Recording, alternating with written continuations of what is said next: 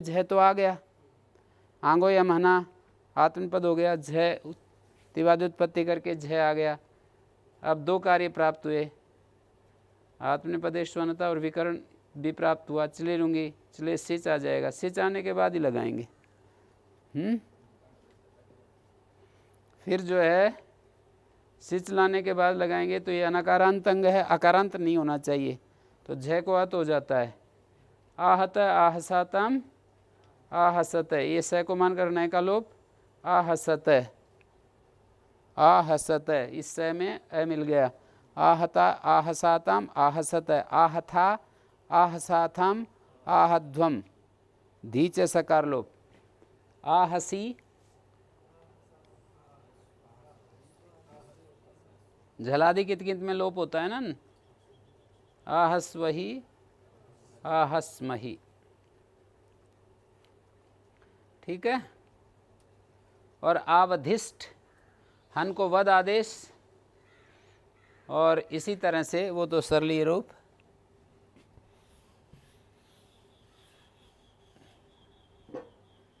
आंग पूर्वक हन धातु वद आदेश सिच तय आवधिष्ठ आवधिसाताम आवधिसत आवधिष्ठा आवधिसाथाम आवधिध्वम, धीच सकार लोप। आवधीसी आवधिस्वही आवधिस्मही, ठीक हो गया। इणोगा लिंगी, इण गा इत्यमादेशो भवति लुंगी परता अगात अगातम अगु, हाँ जी। लुंगी इति वर्तमाने पुनर्लुंग ग्रहणम आत्मनिपदेश वन दर्श्यामि इत्येतद् मा भूत। ऊपर से लुंग आ रहा था ना, पुनः लुंग क्यों पड़ा? आत्मनिपदेश वन दर्श्याम सूत्र यहाँ पर ना आ जाए। लुंगी पहले वाला आत्मनिपदेश वन दर्श्याम से जुड़ गया था। ये तो अविशेषण नित्यम च भवति, ये दो विशेषताएं इस सूत्र की। ये तो सामान्य करके आत्मनिपद परस्मैपद दोनों जगह गा होगा, एक विशेषता, और दूसरी विशेषता विकल्प नहीं होगा, नित्य होगा, ठीक हो गया। एणो गा लूंगी जो सूत्र है, ये दो बातें कह रहे हैं। एक तो नित्य होगा, अविशेषण नित्यम च भवति, दो बात कही ना, अविशेषण नित्यम च भवति। एक तो नित्य होता है, अविशेषण का मतलब है आत्मनिपद हो चाहे परस्मैपद हो। अविशेषण शब्द का अर्थ आत्मपद हो या परस्मैपद, क्योंकि आत्मपदेश वन इस सूत्र में ला ही नहीं रहे तो सामान्य रूप से होगा। अविशेषण सामान्य रूप से, किस दृष्टि से सामान्य कह रहे हैं? आत्मपदेश वन तरश्याम की दृष्टि से सामान्य कह रहे हैं। आत्मपद हो या परस्मैपद हो, सामान्य करके होता है। अविशेषण का अर्थ है सामान्य कर, क्योंकि बात अगली पहले क्या कही गई, लुंग की अनुवृत्ति होते हुए पुनः लुंग, क्योंकि आत्मपदेश वन तरश्याम सूत्र ना लगे, यहाँ पर अनुवृत्ति ना आए, तो यहाँ सामान्य करके होगा। आत्मनिपद पर अगात अगाता मगु, इण धातु है, गा आदेश सिच तिपका तय, ठीक है। गातिस्था गुपाभ्या सिचा परस्मैपदेषु, गातिस्था गुपाभुभ्या, दूसरे देगा चौथे पद का सूत्र है। सिच का लुक हो गया। अब गा, आगे क्या करोगे? अटागम करोगे, अगात अगाता मगु, अगात अगाता मगु, ठीक हो गया। अब अगात अगाता मगु,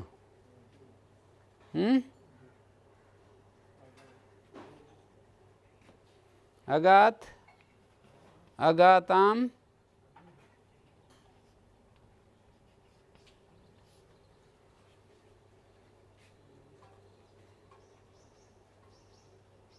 ठीक हो गया। अब ये अगात अगाता मगु, ये सकार कहाँ चला गया?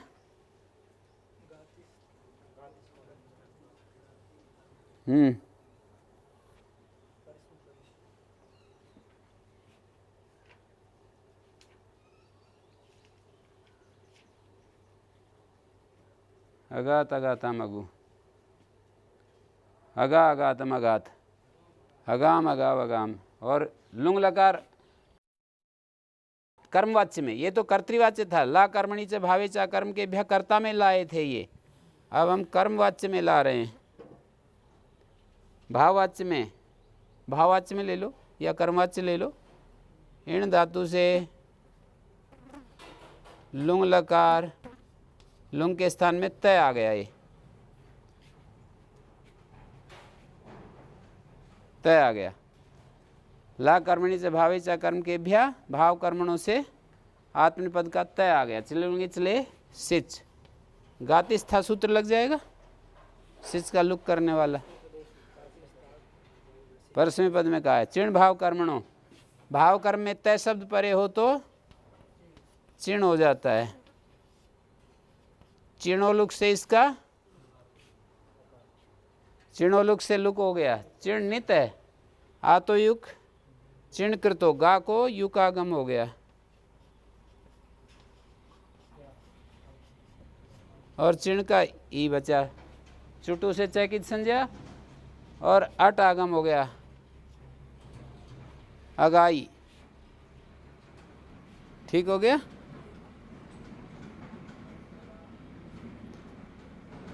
आगे रूप बना सकते हो, अगाई एक तो रूप बना दिया है, प्रेम बताओ आगे रूप बनाओ, अगाई।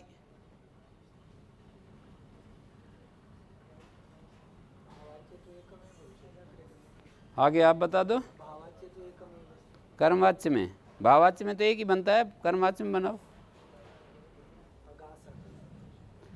अगाई, अगासाताम, अगासत, अगास्था, अगासाथाम, अगाध्वम, अगासी, अगास्वई, अगास्मयी। अगाई, अगासाताम, अगासत, अगास्था, अगासाथाम, अगाध्वम, धीचय, अगासी, अगास्वई, अगास्मयी। इणवद इका इति वक्तव्यम। ये जो इक धातु है, इक स्मरण है, इसको भी इण के समान कार्य होते हैं। जैसे इण को गा आदेश कहा है लुंग लकार में, इक को भी हो जाता है, हैं? इक को भी हो जाता है। जैसे अध्यगात, अध्यगाताम, अध्यगु, हैं?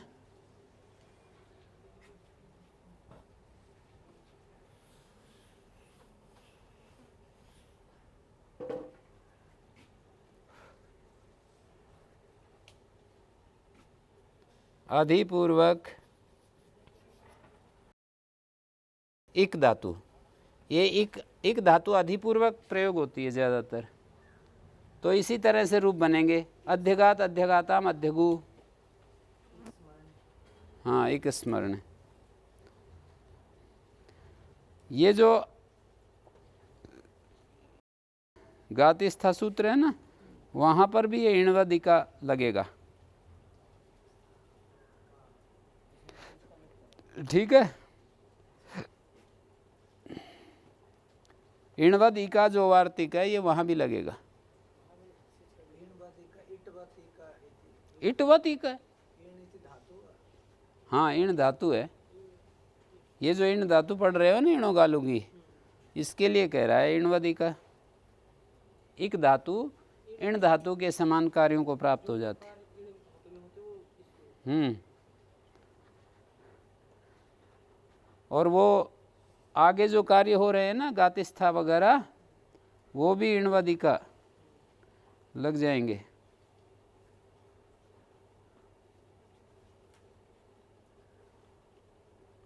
सर्वशास्त्र का शेष है इणवदिका, समझ गए? अष्टाध्यायी में जहाँ जहाँ भी इण को कार्य कहे हैं, वो इक को भी हो जाते हैं। जैसे इणो इण कहा है, इक को भी हो जाएगा। जैसे इतिस्तु सास वृद्धिजुषा क्यप कहा है इण धातु से, इक से भी हो जाएगा।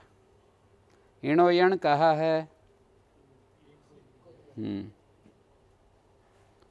हाँ जी।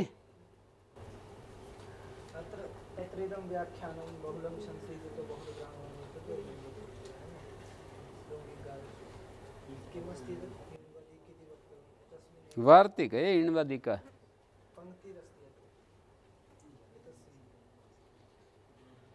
समझ लो बस, ये ज़्यादा कठिन नहीं है। इणवदिका इति वक्तव्य में इक जो है उस धातु को भी सब कार्य हो जाते हैं जो इण को होते हैं। णोगमिर बोधने णी के पर रहते इण धातु अबोधन अर्थ में गमी आदेश को प्राप्त हो जाती है। णौ गमी णौ परता णी के परे रहते इण धातु को अबोधन अर्थ में इण धातु हो तो गम आदेश हो जाता है इकार उच्चारण के लिए गमी में।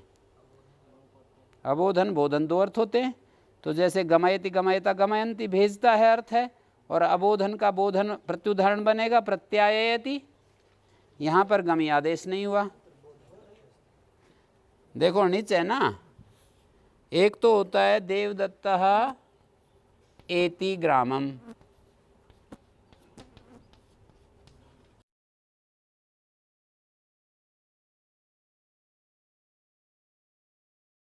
देवदत्ता एति ग्रामम, इण धातु का क्षत्रिय में रूप यंतम देवदत्तम प्रेरयति यज्ञदत्ता, यंतम देवदत्तम यज्ञदत्ता प्रेरयति। ग्रामम यंतम यज्ञदत्ता देवदत्तम प्रेरयति, हैं इणो यण ग्रामम यंतम, ऐसे कर लो। ग्रामम यंतम यज्ञदत्तः देवदत्तम प्रेरयति, यहाँ देवदत्त कर्म हो जाएगा। यज्ञदत्तो देवदत्तम प्रेरयति,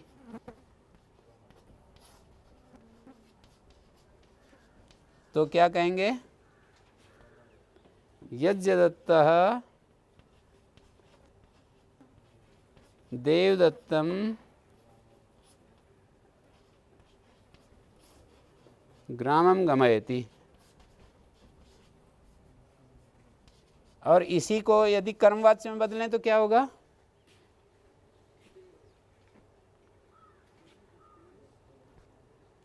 यज्ञदत्तेन देवदत्तः ग्रामम गम्यते।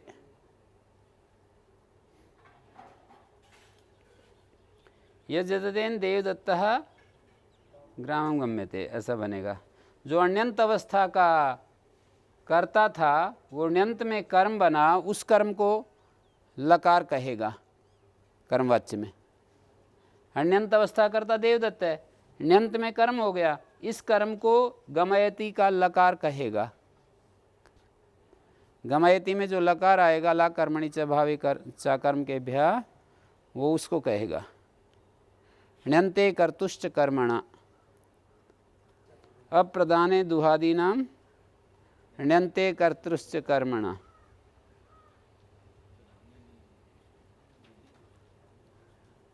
नी वही री कृष इन धातु में तो प्रधान कर्म कहा जाता है, और ण्यंते कर्तुश्च कर्मणा अप्रधाने दुहादीनाम ण्यंते कर्तुश्च कर्मणा। नी वह रिहि कृष चार धातुओं में प्रधान कर्म कहा जाता है। अप्रधाने दुहादीनाम ण्यंते कर्तुश्च कर्मणा।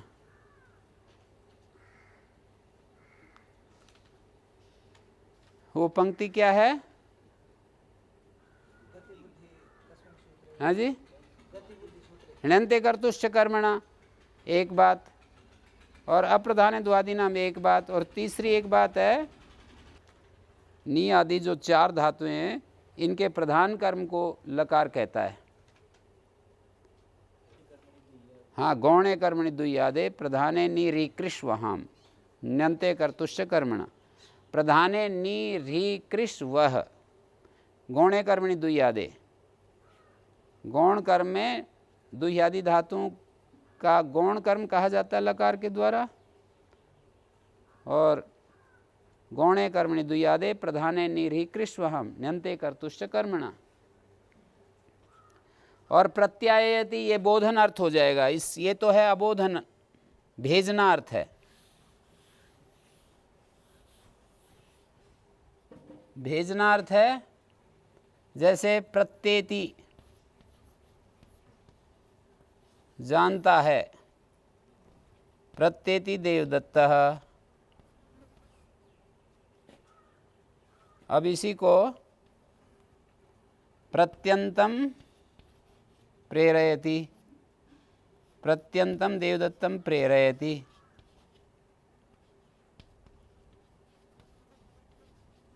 इसको क्या कहेंगे? प्रत्यंतम प्रेरयति का कर्ता यजदत्त है, प्रत्यंतम देवदत्तम प्रेरयति, यज्ञदत्तः देवदत्तम प्रत्यायति,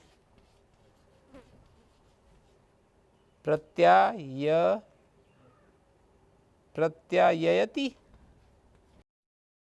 प्रत्यायति।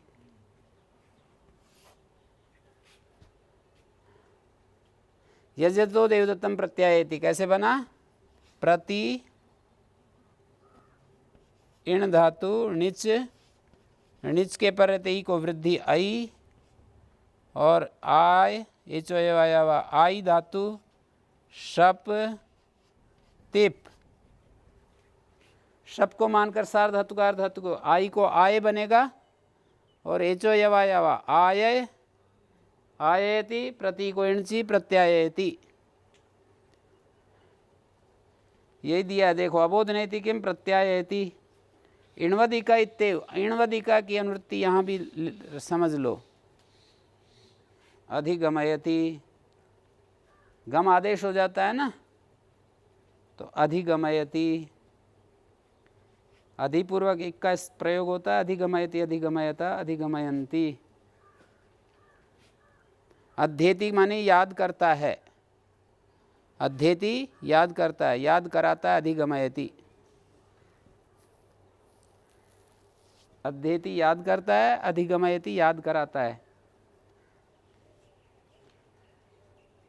प्रत्येति जानता है, प्रत्यायति जनाता है। प्रत्येति जानता है या विश्वास करता है, विश्वास कराता है। सनीच है, सन के पर रहते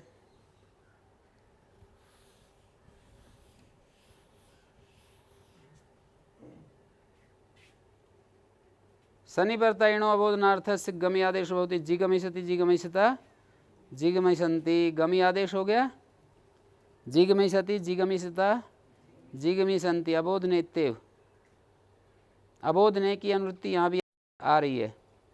तो सन में इनको गमादेश हो गया, और ये इटागम किससे हुआ? गमेरिट परस्मै पदेशु।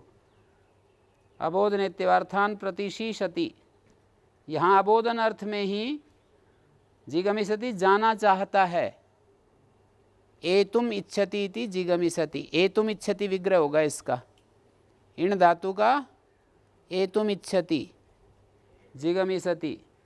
अबोध नेत्यवार्थान प्रतिशीषति, अर्थों को जतलाना चाहता है, प्रतिपूर्वक इण धातु है,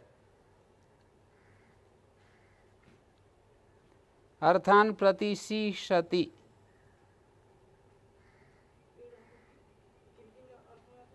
हैं?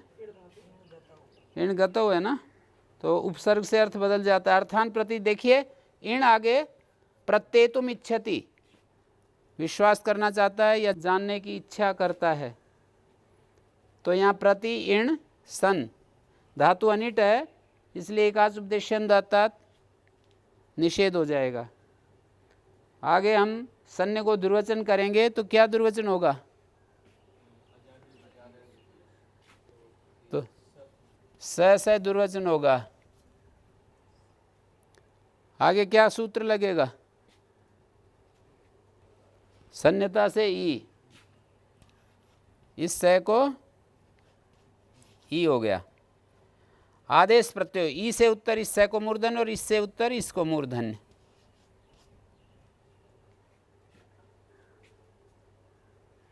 ये क्या मान करके मूर्धन्य हो रहा है? इण से उत्तर आदेश प्रत्यय क्या मान करके मूर्धन्य हो रहा है? सत्वभूत सन के पर रहते तो स्तोति और ण्यंत धातुओं को ही कहा है, यहाँ कैसे मूर्धन्य हो रहा है? सत्वभूत सन के परे रहते मूर्धन्य हो तो स्तोति धातु के सकार को और ण्यंत धातु में ही होता है, यहाँ कैसे हो रहा है? कोई बोलिए, कोई भी।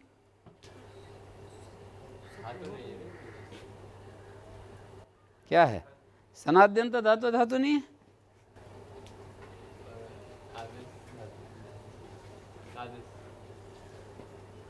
वो सूत्र आदेश सकार के विषय में करता है, ये प्रत्येक असकार को हो रहा है।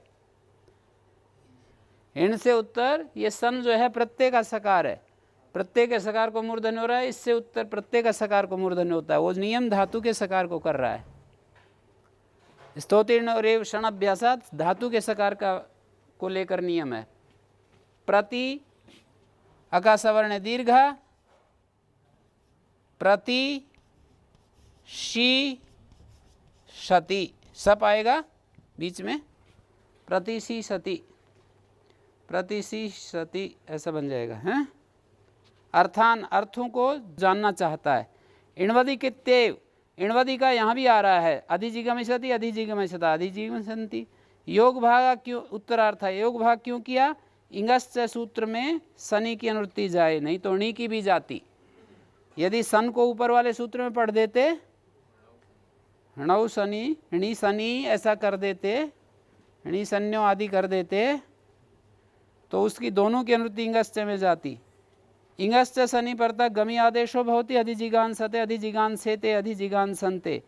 इंग धातु को जब गम आदेश होगा तो अज्झनगाम शनि दीर्घ हो जाएगा, क्योंकि उसमें वार्तिक है कि वहाँ जो गम पढ़ा है वो इंगादेश गम लिया है।